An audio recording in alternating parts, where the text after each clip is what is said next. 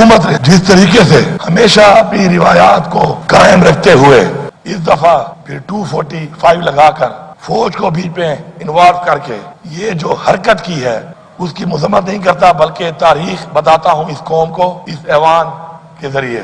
1977 میں بھٹو صاحب، جس کو یہ قوم شہید کہتی ہے، ہم بھی شہید کہتے ہیں، انہوں نے انارکلی کے اندر اسی طرح لوگوں کے اوپر گولیاں برسائی تھی۔ اس کے بعد ماڈل ٹاؤن میں نون لیگ نے یہی حرکت کی اور عام لوگوں پر گولیاں برسائیں اور لوگوں کو شہید کیا، اور آج مل کر انہوں نے دوبارہ ایک وہ حرکت کی۔ اور تھوڑا سا میں آپ کو جو بات کروں گا ریکارڈ کے مطابق کروں گا کہ یہ کام شروع ہوا داؤد خیل کے مقام پر پنجاب میں، جو ہمارا ساؤتھ ریجن کا قافلہ آ رہا تھا، اس کو بھی کر رکھ کے نوجوان کو گولی ماری گئی۔ یہ گولیاں بہت پہلے سے شروع ہوئی، یہ ہمیں کوئی ریڈ زون اور ڈی چوک کے ڈرامے نہ دکھائے، اور یہ ثبوت کے ساتھ یہ چیز موجود ہے۔ اسلام آباد ٹول پلازے کے بعد 26 نمبر کے اوپر گولیاں برسائی گئیں اور ہمارے لوگوں کو زخمی کیا گیا، اور وہاں پہ بھی ہمارے کارکن شہید ہوئے۔ ایک پرامن جماعت پرامن طریقے سے اپنے اس لیڈر کے لیے جو کہ جیل میں ہے، بے گناہ جیل میں ہے، نکلتی ہے اور پورے پاکستان کو بند کیا جاتا ہے، اور جہاں جہاں پہ ان کی حکومت ہے ان تمام صوبوں میں گولیاں برسانا شروع کر دیا جاتا ہے۔ لیکن اوے بھائی، تم جن کے ساتھ ملے ہوئے ہو نا، وہ ہر جگہ سازش کر لیتے ہیں، سمجھئے ہو؟ ہاں جناب اسپیکر، یہ پوری قوم نے اور پوری دنیا نے دیکھا کہ عوام کی طاقت یہ ہے کہ ایک لیڈر جو جیل میں ہے، 1.5 سال سے بے گناہ جیل میں ہے، اس کی کال کے اوپر اتنی بڑی عوام، اتنی بڑی مارچ، فسطائیت کے، گولیوں کے، رکاوٹوں کے، آنسو گیسوں کے باوجود نکلی ہے کہ میں چیلنج کرتا ہوں، چیلنج کہ آپ بھی پاکستان کی تمام مارچیں دکھائیں، اس پہ عوام دکھائیں، ویڈیو کلپ دکھائیں اور اس کی دیکھیں۔ اگر اس سے بڑی مارچ اجازت کے ساتھ کوئی نکال پایا ہو تو جو چور کی سزا وہ میری سزا۔ یہ ہے عوام کی طاقت، یہ ہے عوام کی محبت، یہ ہے عوام کی آواز، جو اس وقت محسوس نہیں کر رہے فیصلہ ساز، اور ملک کو اس طرف لے کے جا رہے ہیں، ملک کو اس طرف لے کے جا رہے ہیں جس طرح ملک کو ایک دفعہ پہلے لے جایا گیا اور یہ پاکستان ٹوٹ گیا۔ ہمارے یہ شہید انشاءاللہ ان کا خون رائے گاہ نہیں جائے گا۔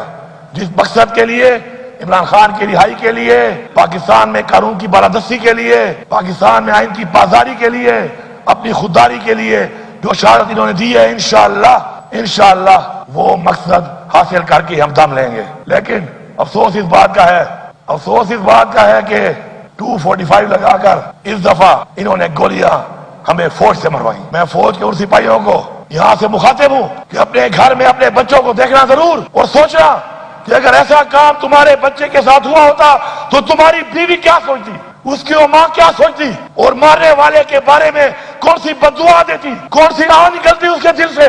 سوچنا ضرور۔ ایسے حکم کو مان کر ایک نوکری کے لیے رزق اللہ کے ہاتھ میں ہے، تم نے جو حرکت کی ہے تمہیں اس جہان اور اس جہان انشاءاللہ سکون نہیں ملے گا۔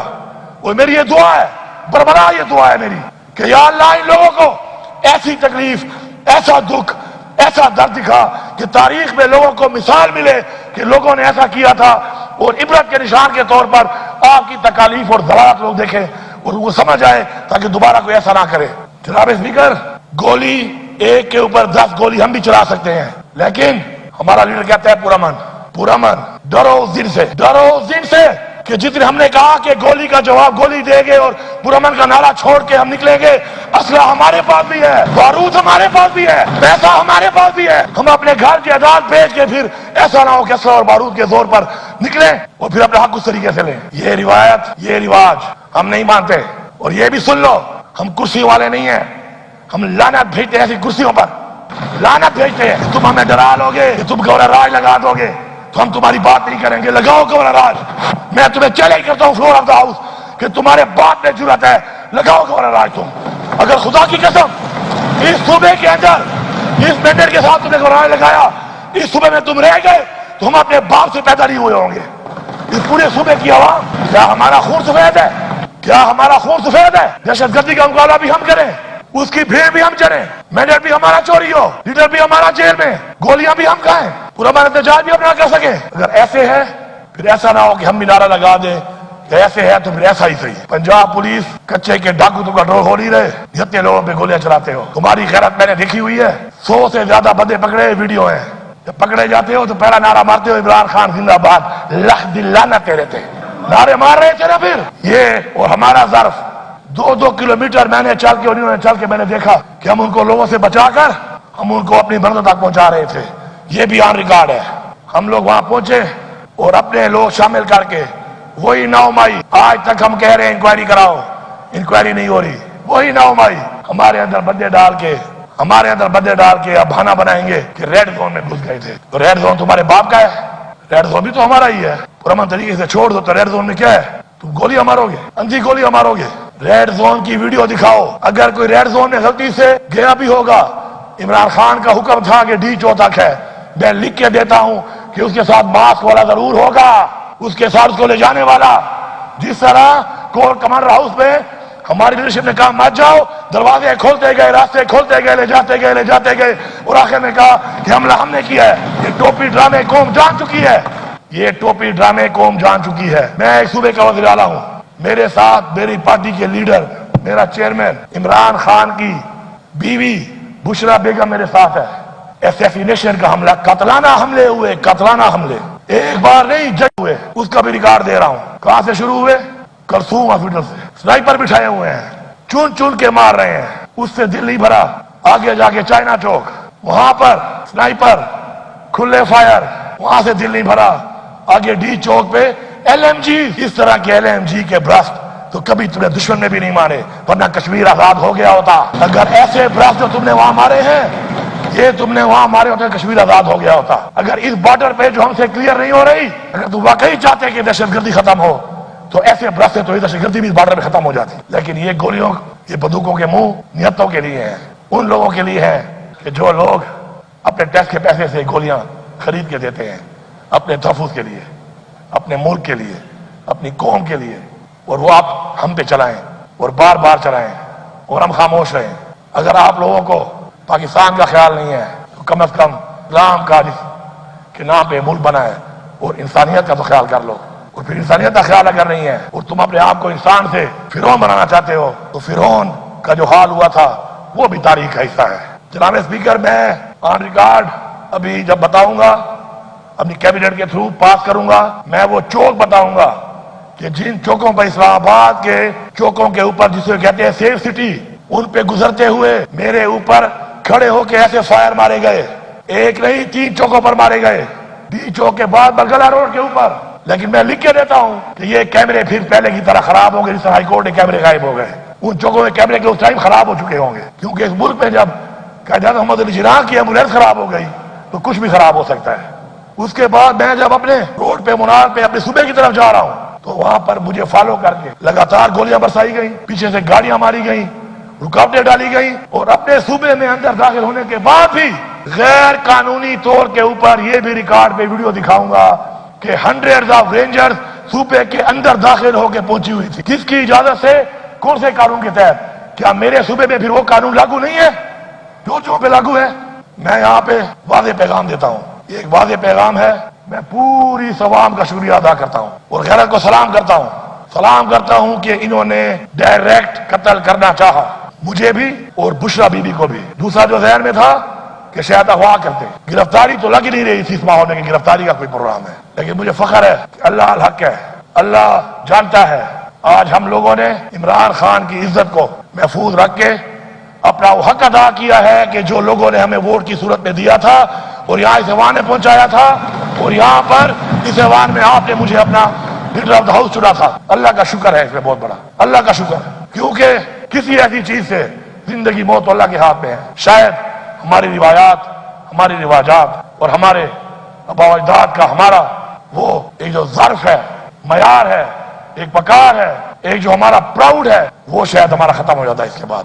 میں اس بغیر مینڈیٹ کے بیٹھی ہوئی حکومت کو اور پھر ان کے ایسے فیصلوں پر عمل درآمد کرنے والے اداروں کو واضح پیغام دے رہا ہوں کہ جس راستے پہ آپ چل رہے ہیں صرف کرسی کے لیے، کرسی تو میرے پاس بھی یہ پڑی ہے، یہی کرسیاں تمہارے پاس آئی ہیں نا چوری کر کے، مجھے تو پرواہ ہی نہیں ہے۔ پھر چیلنج کرتا ہوں کہ لگاؤ گورنر راج، ہمت کرو ہمت، مجھے پتا ہے کہ تمہارے باپ میں بھی اتنی ہمت نہیں ہے. یہ میں کیوں بار بار کہہ رہا ہوں, میں کیوں بار بار کہہ رہا ہوں کہ لگاؤ.